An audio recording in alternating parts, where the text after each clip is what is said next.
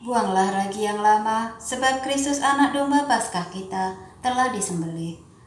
Pembacaan dari surat pertama Rasul Paulus kepada jemaat di Korintus. Memang orang mendengar bahwa ada percabulan di antara kamu, dan percabulan yang begitu rupa, seperti yang tidak terdapat sekalipun di antara bangsa-bangsa yang tidak mengenal Allah, yaitu bahwa ada seorang yang hidup dengan istri ayahnya. Sekalipun demikian, kamu sombong. Tidakkah lebih patut kamu berduka cita dan menjauhkan orang yang melakukan hal itu dari tengah-tengah kamu? Sebab aku, sekalipun badani tidak hadir, tetapi secara rohani hadir. Aku, sama seperti aku hadir, telah menjatuhkan hukuman atas dia yang telah melakukan hal yang semacam itu. Bila mana kita berkumpul dalam roh, kamu bersama-sama dengan aku, dengan kuasa Yesus, Tuhan kita. Orang itu harus kita serahkan dalam nama Tuhan Yesus kepada iblis, sehingga binasa tubuhnya, agar rohnya diselamatkan pada hari Tuhan. Kemegahanmu tidak baik.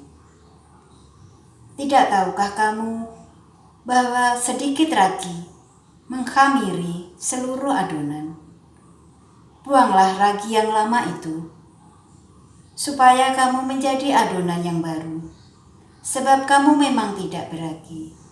Sebab anak domba Paskah kita juga telah disembelih, yaitu Kristus. Karena itu, marilah kita berpesta, bukan dengan ragi yang lama, bukan pula dengan ragi keburukan dan kejahatan, tetapi dengan roti yang tidak beragi, yaitu kemurnian dan kebenaran. Demikianlah sabda Tuhan. Syukur kepada Allah. Pembacaan diambil dari Injil Lukas bab 6 ayat 6 sampai 11. Pada suatu hari Sabat lain, Yesus masuk ke rumah ibadat lalu mengajar.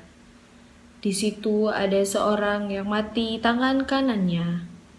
Ahli-ahli Taurat dan orang-orang Farisi mengamati Yesus, kalau-kalau ia menyembuhkan orang pada hari Sabat, supaya mereka dapat alasan untuk mempersalahkan dia. Tetapi ia mengetahui pikiran mereka, lalu berkata kepada orang yang mati tangannya itu, "Bangunlah dan berdirilah di tengah." Maka bangunlah orang itu dan berdiri. Lalu Yesus berkata kepada mereka, "Aku bertanya kepada kamu, manakah yang diperbolehkan pada hari Sabat? Berbuat baik atau berbuat jahat?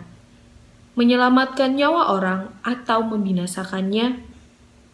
Sesudah itu ia memandang sekeliling kepada mereka semua, lalu berkata kepada orang sakit itu, "Ulurkanlah tanganmu." Orang itu berbuat demikian dan sembuhlah tangannya. Maka meluaplah amarah mereka, lalu mereka berunding apakah yang akan mereka lakukan terhadap Yesus. Demikianlah Injil Tuhan.